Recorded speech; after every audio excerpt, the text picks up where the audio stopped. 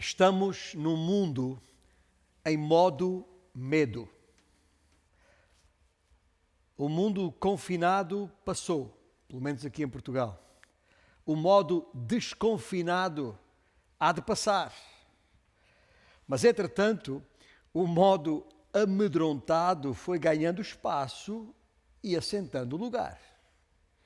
Até parece que veio para ficar. Fará sentido. Eu quero ajudar-vos nestes próximos minutos a fazer sentido com 3 perguntas. Será isto o fim dos tempos? O que é que o Covid-19 tem a ver com isto? E o que fazer diante disto? 3 simples perguntas que eu espero te ajude a entender o que é que está a acontecer. Este tal de Covid-19, uma praga invisível que, tanto quanto sabemos, já dizimou mais de 350 mil pessoas em mais ou menos 5 milhões e 200 mil casos. Grosso modo, os números estão sempre a alterar-se a cada hora e mesmo assim nós não fazemos ideia de quão reais esses números são. Em todo o caso, sabemos uma coisa, é que esta praga, esta pandemia, continua afetando a saúde e as economias de nações inteiras. O que, por isso, faz sentido perguntar, será isto um sinal do fim dos tempos? Uma pergunta que, da verdade, o homem tem feito vezes sem conta através dos séculos. Antes, durante e com certeza continuará a fazê-la depois deste coronavírus. Aliás, a pergunta não é nova de todo, como disse. Foi exatamente a mesma pergunta que os discípulos de Cristo lhe apresentaram diretamente no início do primeiro milénio desta era que tem o seu nome. E de acordo com o relato de um deles, Mateus, no caso, no versículo 3 do seu capítulo 24, do Evangelho que tem o seu nome, está exatamente formulada a pergunta nestes termos. Dize-nos, Senhor, quando acontecerão estas coisas? E qual será o sinal da tua vinda e do fim dos tempos? Se tem uma Bíblia na sua mão aí, ou à mão, seja em que formato for, eletrónico ou não, abre exatamente ali no capítulo 24 de Mateus e verifique comigo exatamente os termos em que esta conversa entre os discípulos de Cristo e o seu mestre aconteceu. Estamos no capítulo 24 de Mateus. Vamos ler alguns versículos, começando no versículo 3. No Monte das Oliveiras, achava-se Jesus assentado, quando se aproximaram dele os seus discípulos em particular e lhe pediram: Dize-nos quando sucederão estas coisas e que sinal haverá da tua vinda e da consumação do século. E ele respondeu: Vede que ninguém vos engane, porque virão muitos em meu nome dizendo, eu sou o Cristo e tal. Este tal não está escrito, foi o que acrescentei.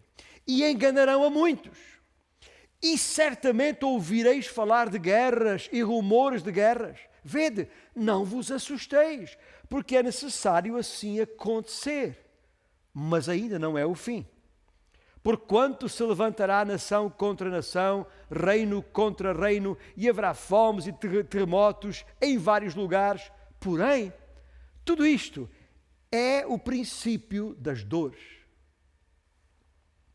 Então sereis atribulados e vos matarão. Sereis odiados de todas as nações por causa do meu nome.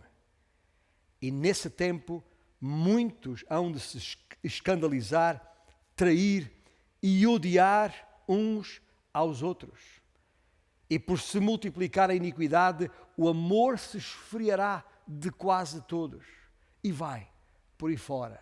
Jesus elencando uma quantidade imensa de eventos, de coisas extraordinárias, de coisas dolorosas que vão acontecendo naquele tempo. Antes de continuarmos, eu vou até pedir que neste preciso momento, e depois de termos lido a palavra de Deus, possamos voltar a fechar os nossos olhos e pedir a este Senhor Deus que nos ajude a entender exatamente porque é que esta pergunta foi feita e o teor da resposta do Senhor Jesus. Nosso Deus, aqui estamos, de novo na Tua presença e diante da Tua palavra. Sabemos que é matéria difícil de entender, difícil de tratar.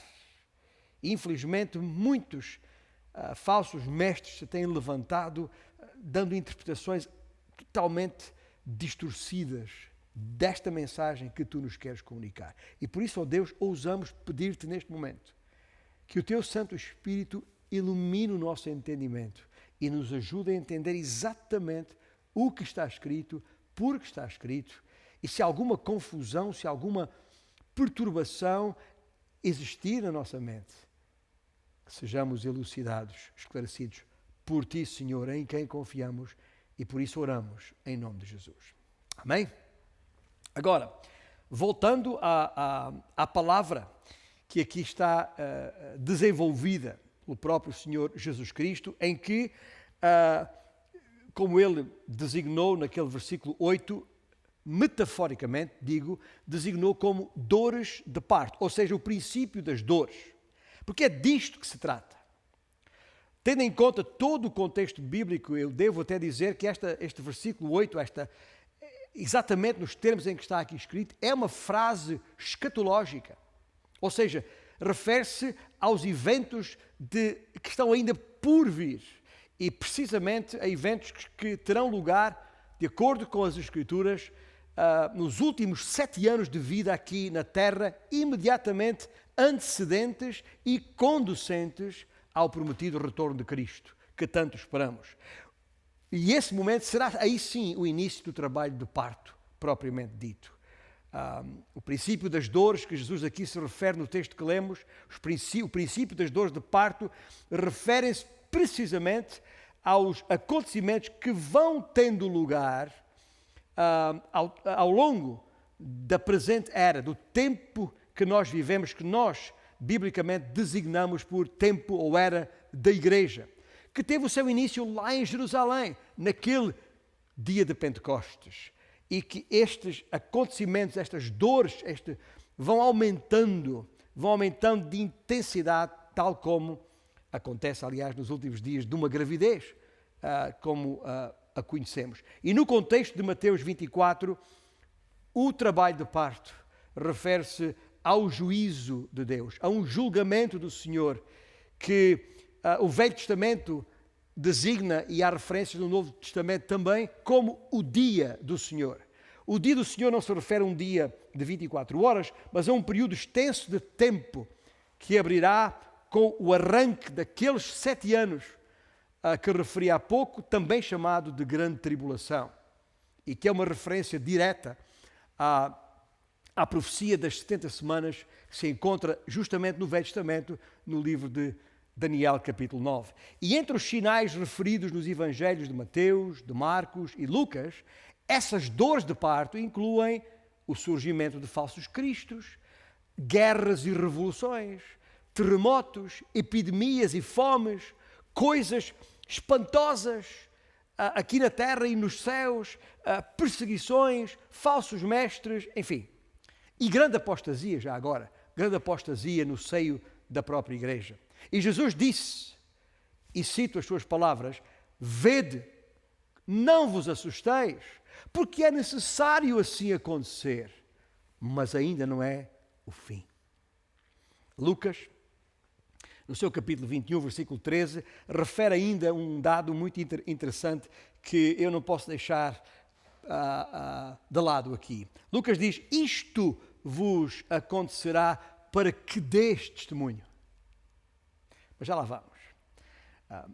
Na sua intervenção, então, tal como lemos, Jesus referiu um outro detalhe que me parece pertinente referir aqui, neste contexto, a saber, no versículo 34, ele mais tarde diz, em verdade vos digo que não passará esta geração sem que tudo isto aconteça.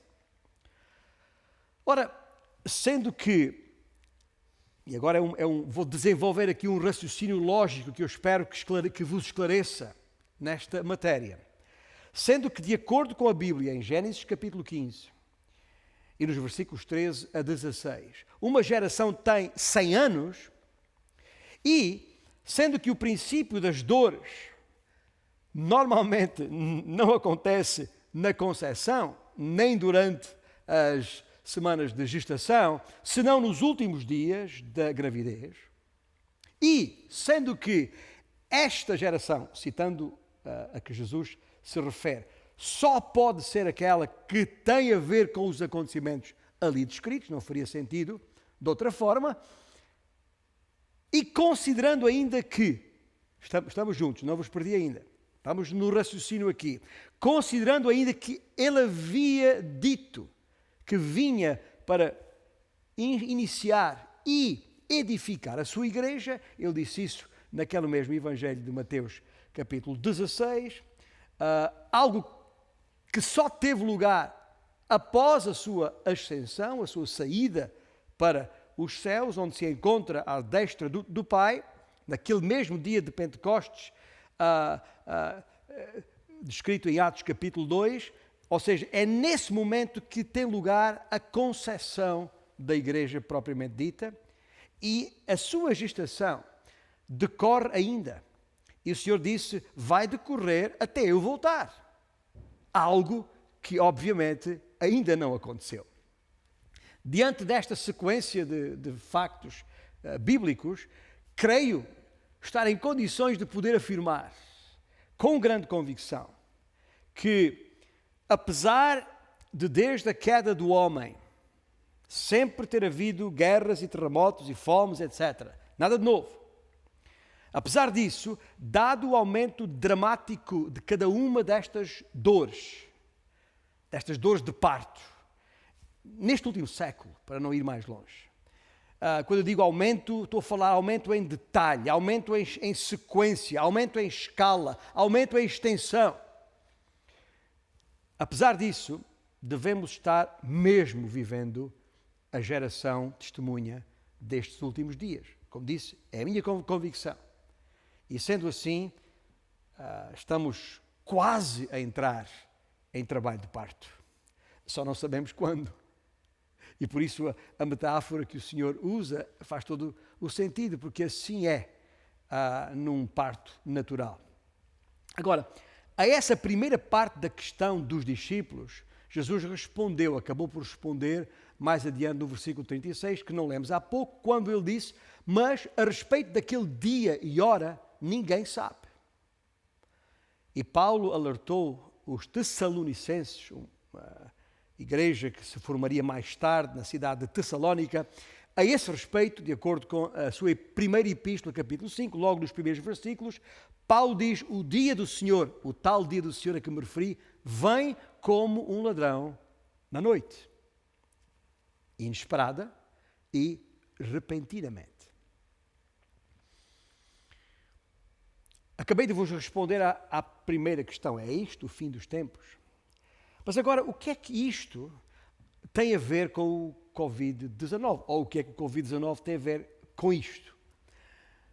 Num tempo, eu diria, no mínimo relâmpago, este coronavírus tem alterado a face da Terra. E tem alterado a face da Terra como nunca antes. Pelo menos na história recente, dizem os entendidos, não há registro de algo assim desde a Segunda Guerra Mundial. E em algumas áreas está transtornando a vida das pessoas como nunca. Temos aprendido ou temos passado a usar o nosso vocabulário de todos os dias, palavras que antes só tínhamos visto nos livros de história, como peste e pandemia e quarentena e vírus e máscara, eu sei lá, mas que agora fazem parte do nosso cotidiano linguístico. É que este vírus é de facto repentino e rápido. É de facto perigoso e mortífero. Se este coronavírus fizer parte das dores de parto que Jesus se refere, então fará parte do juízo de Deus que se aproxima sobre o mundo inteiro. No seu capítulo 6, o livro de Apocalipse descreve esta última onda de julgamentos, os chamados 7 selos, e o quarto daqueles selos, lá em Apocalipse 6, declara que 1/4 da população mundial morrerá. E citando o versículo, morrerá pela espada, pela fome, por pragas e por meio dos animais selvagens. E citei a nova versão internacional. Agora, já no passado, por isso que eu digo, não há nada de novo aqui, porque já no passado as pragas fizeram parte dos julgamentos de Deus. Quem não conhece as famosas 10 pragas do Egito, quando Moisés retirou o povo de Deus daquele cativeiro? Já fizeram parte antes e voltarão a fazer parte no porvir. E à medida que nos vamos aproximando do fim, e pode crer que nos estamos aproximando do fim, creio eu, de forma galopante, à medida que nos vamos aproximando do fim, não nos devemos surpreender com cada vez mais e maiores ameaças deste tipo. Mas dito isto, importa neste preciso momento fazer aqui uma pausa nesta linha de pensamento, neste relacionamento entre isto e aquilo. Devo aqui fazer uma pausa para declarar que nós, os cristãos verdadeiramente em Cristo, isto é, salvos em Cristo Jesus, nós não temos de ter medo destes juízos, de todo. É que estamos protegidos pelo sangue de Jesus Cristo e selados com o seu Santo Espírito da promessa, que é garantia de proteção total.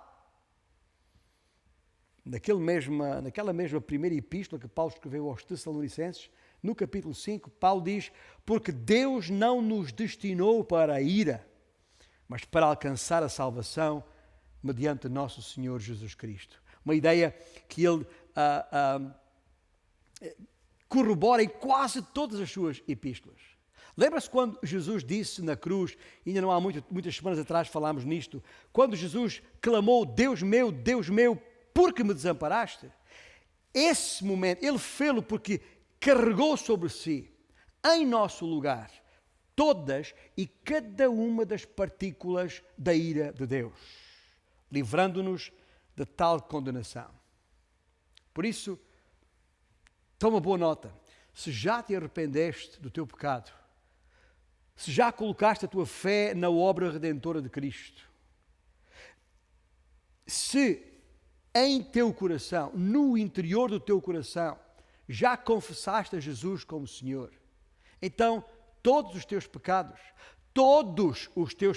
passados, presentes e futuros, já foram perdoados, lançados no mar, no alto mar, e eternamente esquecidos. Com isto quer dizer, e é isto que as Escrituras querem dizer, quer dizer que jamais te serão imputados.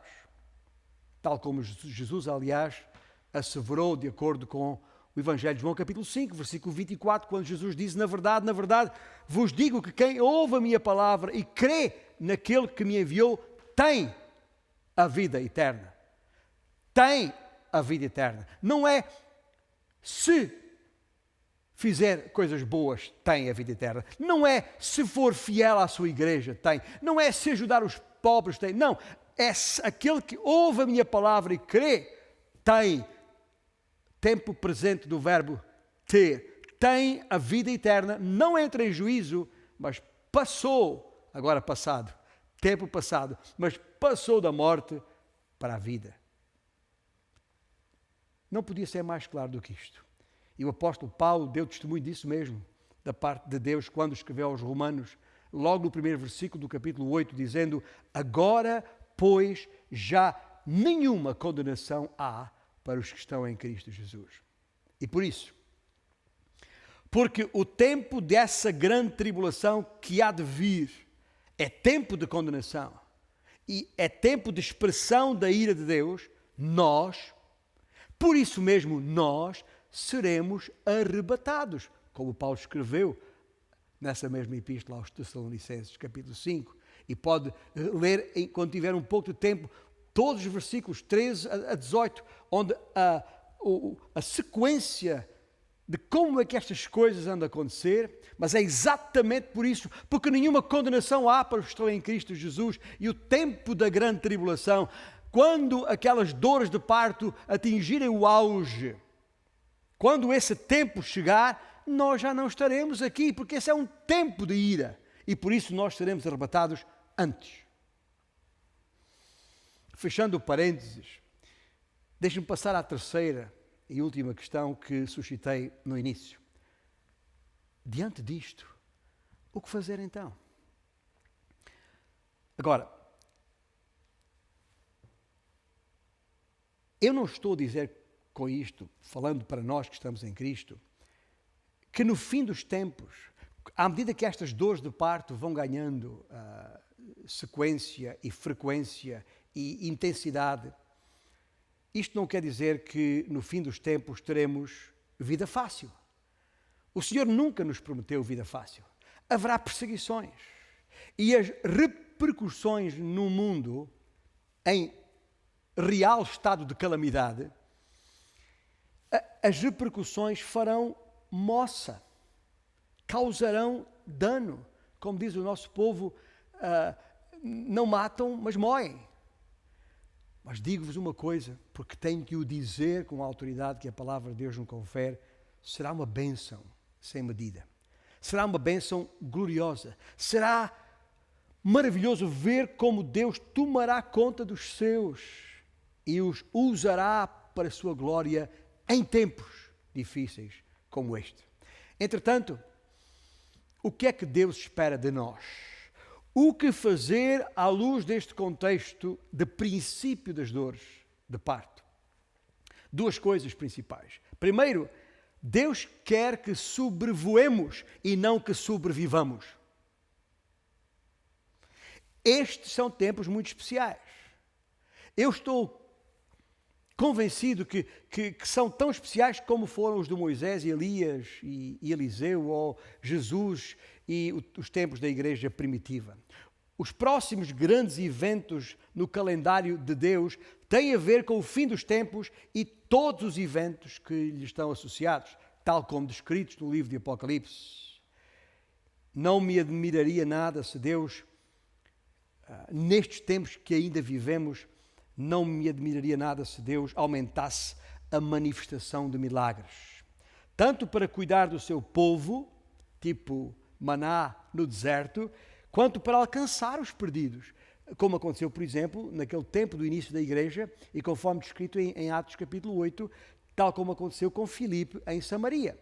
É um exemplo concreto daquilo que pode acontecer, coisas extraordinárias que podem acontecer nos dias que vivemos. O que o Senhor quer ver os seus filhos cheios do seu espírito, imbuídos de grande entusiasmo e intrepidez, radicalmente transformados e inabaláveis na sua fé. Nós temos tudo à nossa disposição e essa é a vontade de Deus. Deixemos, precisamos de deixar que Ele nos use para a sua glória. E para isso eu acho que o Senhor tem aberto autênticas avenidas diante de nós para nós percorrermos com alguma tranquilidade em meio de tanta aflição. Temos e continuamos a ter a oração à nossa disposição e o próprio jejum, por que não? Outras avenidas que temos, a comunhão que temos em Cristo Jesus, mesmo em isolamento, a assimilação da palavra de Deus como estamos tendo a oportunidade agora mesmo. Tudo isso são avenidas, são autênticas pistas para levantarmos voo. Porque o Senhor quer isso mesmo, quer que nós nos elevemos até às alturas e não simplesmente que sobrevoemos. Aliás, recordo aqui as palavras do profeta Isaías no capítulo 40 da sua profecia. Ele fala precisamente disto, que possamos voar como águias, subir até às alturas. Precisamos todos os dias para podermos levantar voo nesta pista larga que o Senhor tem à nossa disposição, para podermos de facto subir até às alturas. Precisamos de todas estas coisas que elenquei há pouco. E é por isso que temos de continuar a tirar partido de todas as oportunidades que vamos tendo através da internet, seja acompanhando as celebrações, como agora estamos a fazer, seja entrando nas casas farol ou nas salas virtuais de escola bíblica ou em qualquer outra reunião para que formos convidados. Em tempos como este que temos vivido, em isolamento e quarentena, é verdade, a comunhão é difícil, a comunhão física é difícil, mas provamos não ser impossível, porque telefonamos uns aos outros, porque oramos uns pelos outros, porque nos ajudamos uns aos outros e até, veja só, graças a estas novas tecnologias, foi possível ver-nos uns aos outros. Ninguém ficou fora dos radares da nossa comunhão, a não ser que tivesse sido essa a sua opção. Eu estou mesmo convencido de que Deus usou este tempo de distanciamento físico para nos aproximar e unir e produzir crescimento neste corpo.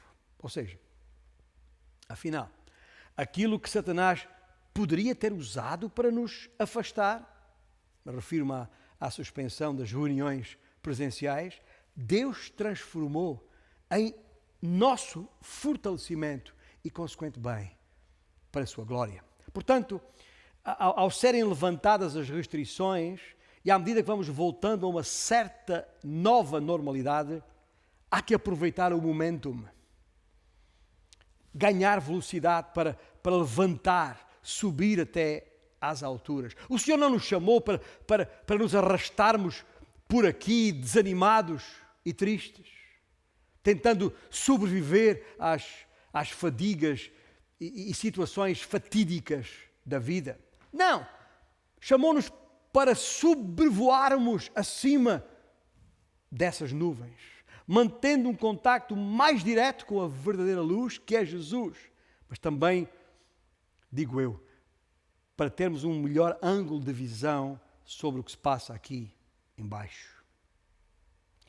Mas há uma segunda coisa que Deus quer e que nós precisamos fazer diante disto.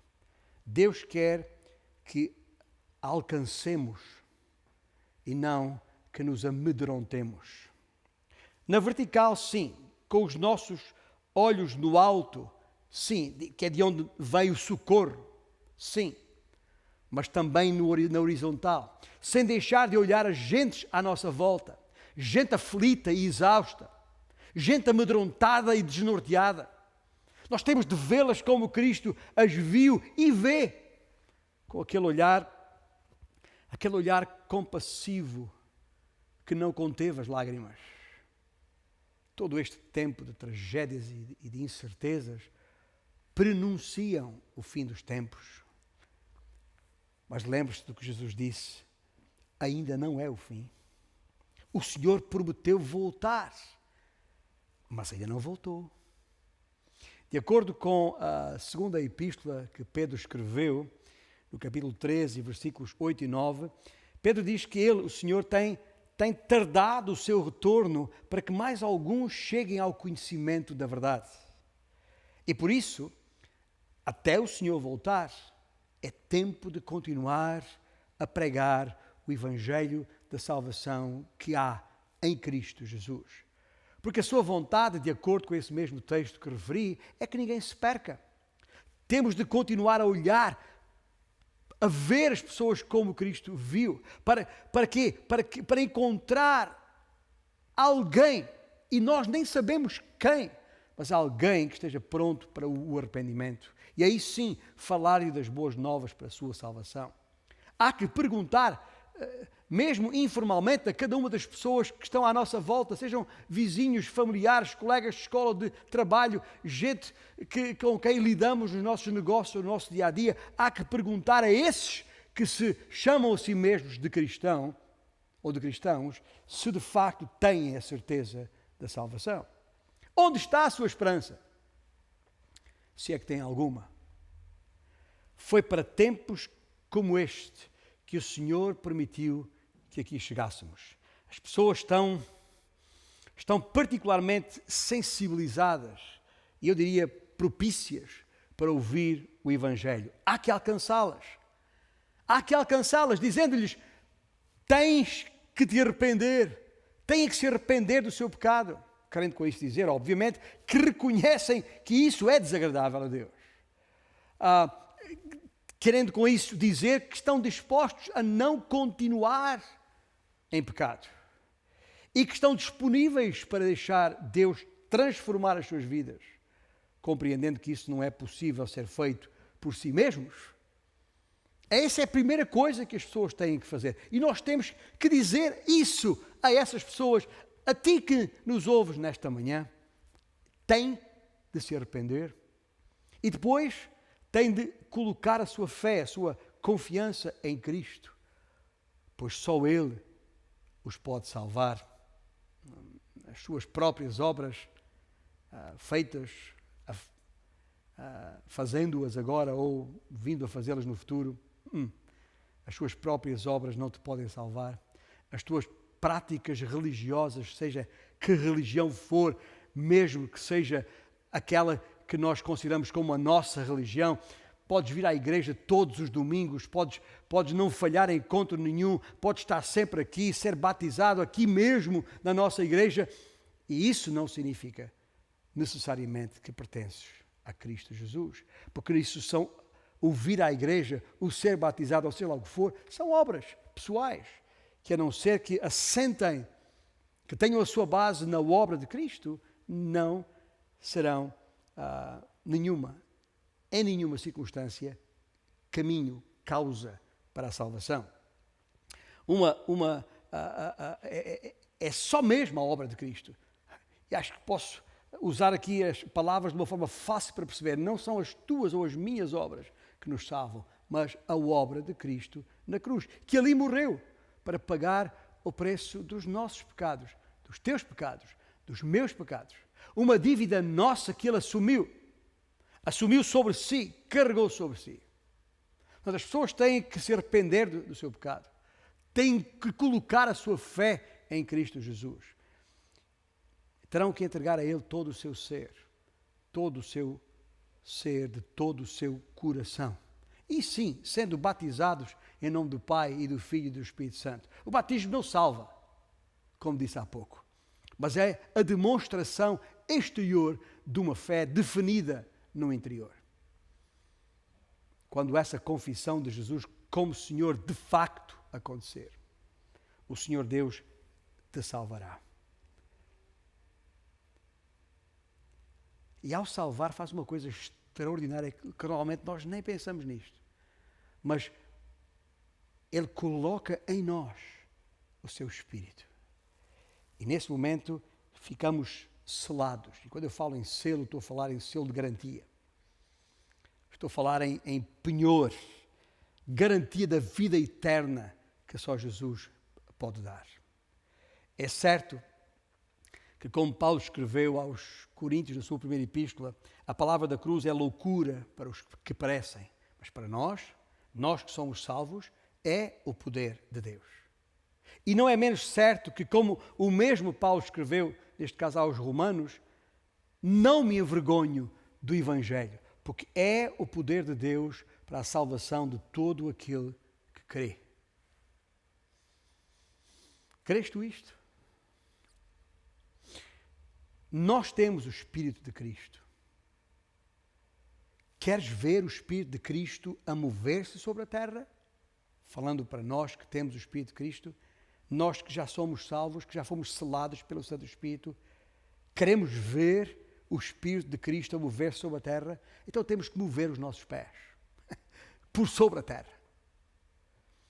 Sobe e desce as infestas, as elevações desta tua terra e proclama alto e bom som que só em Cristo há salvação. O profeta Isaías também tem um texto muito assertivo neste contexto, quando ele diz, quase em expressão poética, que formosos são sobre os montes os pés do que anuncia as boas novas, que faz ouvir a paz, que anuncia coisas boas, que faz ouvir a salvação que diz a Sião: o teu Deus reina. Como cantámos há pouco. E por falar em cantar, nós vamos voltar a cantar agora por mais algum tempo. E nesta próxima música vamos afirmar também a nossa convicção que este mesmo Senhor Jesus que veio e fez a obra que fez e que subiu aos céus, onde está sentado à destra do Pai, prometeu voltar. E é desse momento que nós estamos à espera a qualquer instante. E ouça bem como vamos cantar já de seguida. Nós que estamos em Cristo, que temos esta certeza da vida eterna garantida por Ele e na sua obra, nós ansiamos por esse momento. Ansiamos a sua volta. Mesmo sabendo que quando Ele voltar, vai voltar para julgar a terra. Só que nós já estamos a coberto desse juízo, desse julgamento, dessa condenação, porque Jesus já pagou o preço da nossa dívida. Talvez não seja esse o teu caso ainda. Talvez não podes dizer isto com esta convicção, com esta certeza absoluta, porque Deus é um Deus absoluto e a sua palavra é a verdade.